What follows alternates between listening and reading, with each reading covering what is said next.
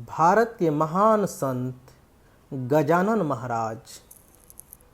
गजानन महाराज महाराष्ट्र के एक छोटे से गांव में परम पूज्य श्री गजानन महाराज रहते थे, जो खारे पानी को भी मीठा बना देते थे, बीमार व्यक्ति को स्वस्थ कर देते थे, गरीब लोगों की झोली खुशियों से भर देते थे, दुखियों के सभी दुख हर लेते थे और जिन माता पिता को संतान नहीं होती थी उन्हें संतान प्राप्ति का आशीर्वाद भी देते थे।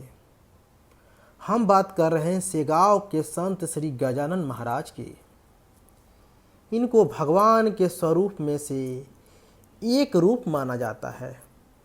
हालांकि आज गजानन महाराज लोगों के बीच में नहीं हैं, परंतु उनके भक्त आज भी उनके चमत्कार को महसूस करते हैं और मानते हैं कि उनके महाराज गजानन जी उन लोगों के बीच में हैं।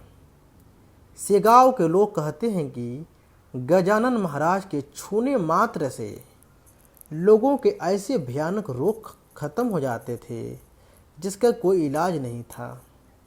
आज भी उनके आश्रम में लाखों की भीड़ भोजन रूपी प्रसाद के लिए जाती है। ऐसा माना जाता है कि जो लोग इस प्रसाद को सच्चे मन से ग्रहण करते हैं उनके भारी से भारी पाप सेकंडों में खत्म हो जाते हैं। आज हम आपको उनकी कहानी बताएंगे और उनके कुछ ऐसे चमत्कार भी बताएंगे जिसको विश्वास करने के लिए आपको एक बार उस आश्रम में जरूर जाना चाहिए। संत गजानन महाराज भगवान शिव के अवतार माने जाते हैं। उनका जन्म कब हुआ किसी को ज्ञात नहीं, लेकिन ऐसा माना जाता है कि फरवरी 1878 में सेगांव में हुआ था। दास गनु महाराज ने गजानन महाराज पर 21 आध्यात्मिक वाली श्री गजानन महाराज श्री विजय ग्रंथ नामक मराठी किताबें भी लिखी, जैसे हिंदू पवित्र ग्रंथ के रूप में जानते हैं। और रोजाना कई लोग इस ग्रंथ का पाठ मंदिर में या अपने घरों में करते हैं।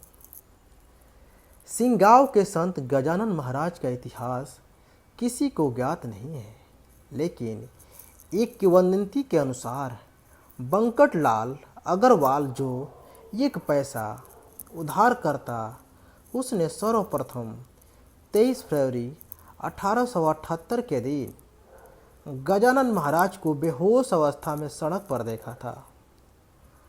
बंकट को जब यह महसूस हुआ कि यह एक संत है तो उन्हें अपने घर ले गए और महाराज से विनती करते हुए कहा कि वो बंकट के साथ ही रहें।